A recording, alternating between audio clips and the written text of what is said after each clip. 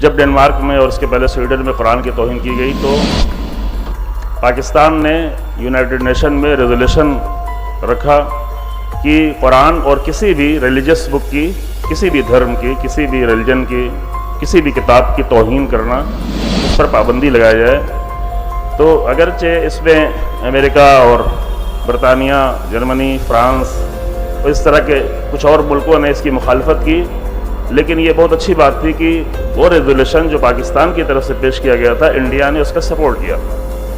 ہمارے ملک نے اس ریزولوشن کا سپورٹ کیا، اور یہ اچھی چیز ہے۔ کچھ ہماری کامن چیزیں ہیں جس میں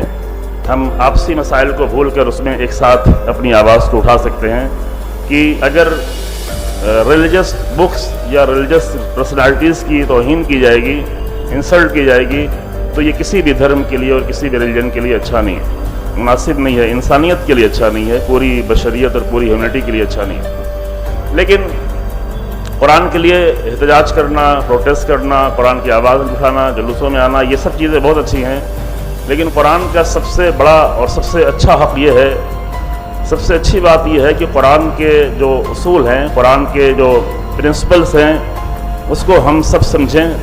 چونکہ یہ ہماری کتاب نہیں ہے، یہ کسی انسان کی لکھی ہوئی کتاب نہیں ہے۔ ایک سوال میں نے لکھنؤ میں رکھا تھا کہ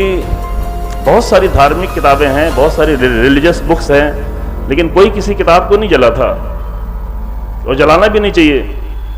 کسی نے آج تک کسی کی کتاب کو نہیں جلایا، نہ بائبل کو، نہ توریت کو، نہ گیتا کو، نہ کسی بھی اور مقدس کتاب کو، اور ہمارے ہاں بالکل جائز نہیں ہے کہ کسی بھی مذہب کی دھارمک کتاب کی توہین کی جائے۔ جلانا تو بہت دور کی بات ہے،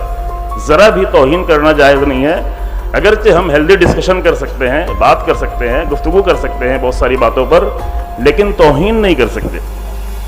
لیکن یہ سوال تو ذہن میں اٹھتا ہے، کوشچن مارک، کہ آخر قرآن سے کیوں اتنی مشکل ہے کہ کوئی بھی کتاب نہ جلائی جائے، لیکن قرآن کو بار بار جلانے کی کوشش کی جا رہی ہے۔ تو یہیں سے میں نے ایک میسج دینے کی کوشش کی تھی کہ جو لوگ قرآن سے آشنا نہیں ہیں، وہ کم سے کم ایک بار آ کر قرآن کو ضرور دیکھیں کہ کوئی بھی کتاب نہیں جلائی جاتی ہے، لیکن قرآن کیوں جلایا جاتا ہے؟ تو قرآن میں کیا ہے جس کو جلایا جاتا ہے؟ ظاہر ہے کہ اگر قرآن میں باطل ہوتا تو حق لوگ جلا رہے ہوتے، اگر قرآن میں حق ہے تو باطل لوگ جلائیں گے۔ جو دو ہی طرح کے لوگ ہیں، دو ہی طرح کی اس دنیا میں افراد ہیں، یا تو حق لوگ ہیں، یا باطل لوگ ہیں، یا اچھے لوگ ہیں، یا برے لوگ ہیں۔ تو یہ دیکھیں کہ کون لوگ جلا رہے ہیں۔ تو اس سے تو قرآن کی عظمت ثابت ہوتی ہے، اور قرآن جلنے سے مٹنے والا نہیں ہے، قرآن کی روشنی جلنے سے ختم ہونے والی نہیں ہے، بلکہ یہ وہ کتاب ہے کہ جس